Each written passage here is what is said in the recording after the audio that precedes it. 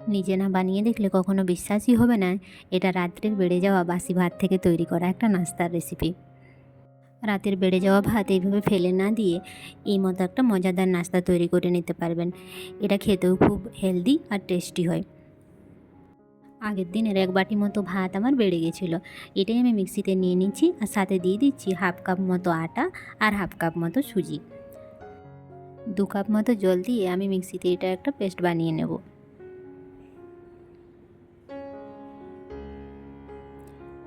এই মতো আমি একটা ব্যাটার তৈরি করে নিয়েছি।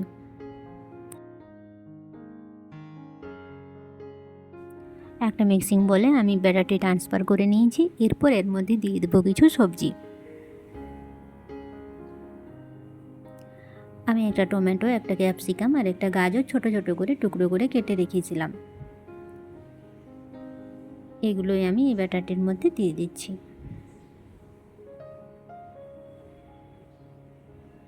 এরপর এর মধ্যে দিয়ে দিচ্ছি পরিমাণ মতো নুন, একটু লাল লঙ্কা গুঁড়ো। চাইলে আপনারা বিভিন্ন মশলাও এর মধ্যে দিতে পারেন। আমি কোনো মশলা এর মধ্যে দিচ্ছি না।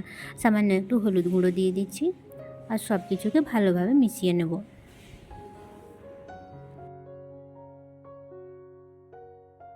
এরপর এর মধ্যে দিয়ে দিচ্ছি 1/2 চামচ মতো ইনো।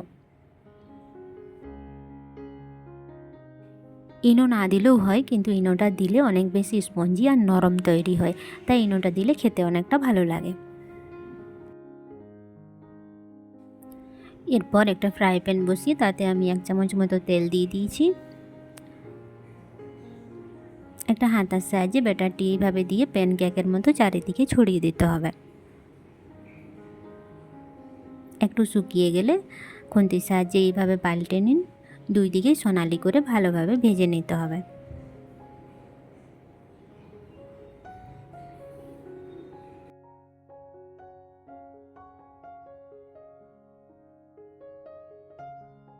সব চকলেগুলোকে আমি অল্প তেল দিয়ে 2 দিকেই সোনালি করে ভেজে নিয়েছি।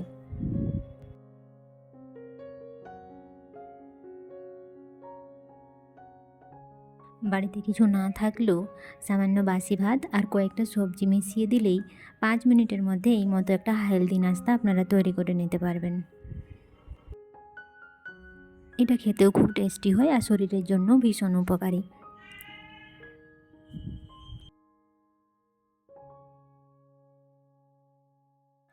যে কোনো আচার বা চাটনির সাথে এটি পরিবেশন করুন, দুর্দান্ত লাগবে খেতে।